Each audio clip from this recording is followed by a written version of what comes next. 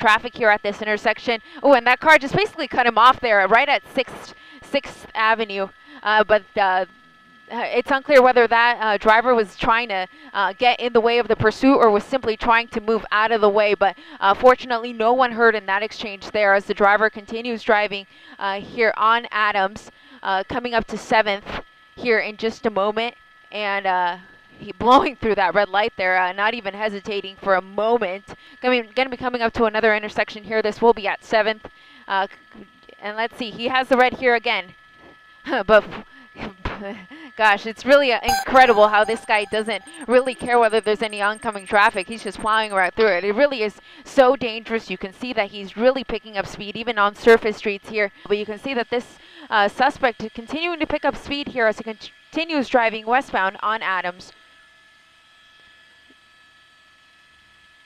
Ooh, just sideswiped that vehicle there and kind of coming to a stop there. There we go. The CHP tried to execute some sort of pit maneuver there. Didn't work. And now the driver is continuing yet again westbound on Adams. But for now, we still have the CHP in pursuit on surface streets, continuing westbound on Adams. Let's see if he makes a turn here. And sure enough, making a turn onto La Brea, making a southbound turn. You can see that CHP unit getting very close now on Washington, making a right hand or westbound turn onto Washington. He's not opposed to being on the freeway, so we'll see if perhaps he's just simply trying to work his way back towards the freeway. You can see his car is starting to smoke a little bit though, so maybe his brakes are starting to get hot. It's unclear, but you can see that there was a little bit of smoke coming out of the vehicle as he was on that street there. And that's the 10 freeway that you see there.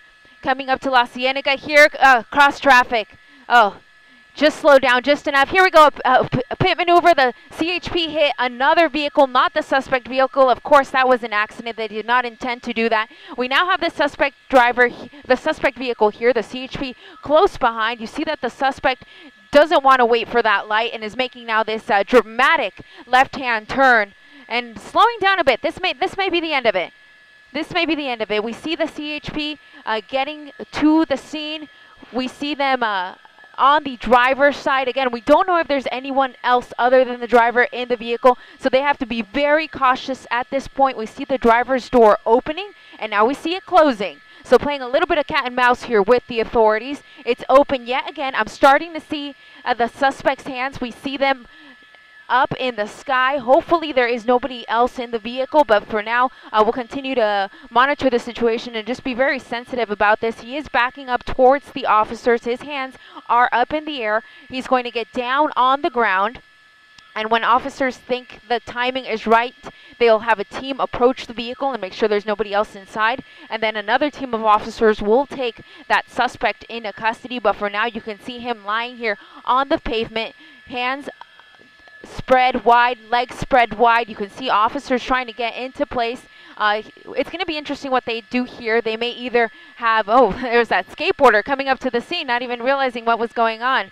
A very dangerous situation, of course. We have the first team of officers moving into the vehicle here. So they're going to try to clear the vehicle and make sure that there is nobody else inside. Those windows were very tinted, so it was difficult to tell. The doors are locked, so now they're going to have to either flash their flashlights inside to see if they can see whether anyone's inside, or try to unlock the vehicle from the driver's side. But of course, before they do that, they may want to make sure that that suspect is handcuffed and out of the way. You see that second team of officers now moving towards the suspect, and they're either going to have him get on his knees and then handcuff him, or just handcuff him directly, which is exactly what they're doing now. They are putting that suspect in handcuffs. He is not resisting, so that's definitely some good news here.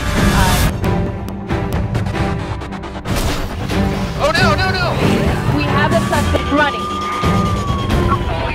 Oh, this is going to be close. To watch more heart-stopping car chases happening across Southern California, subscribe here. Thanks for watching. The Chase is on.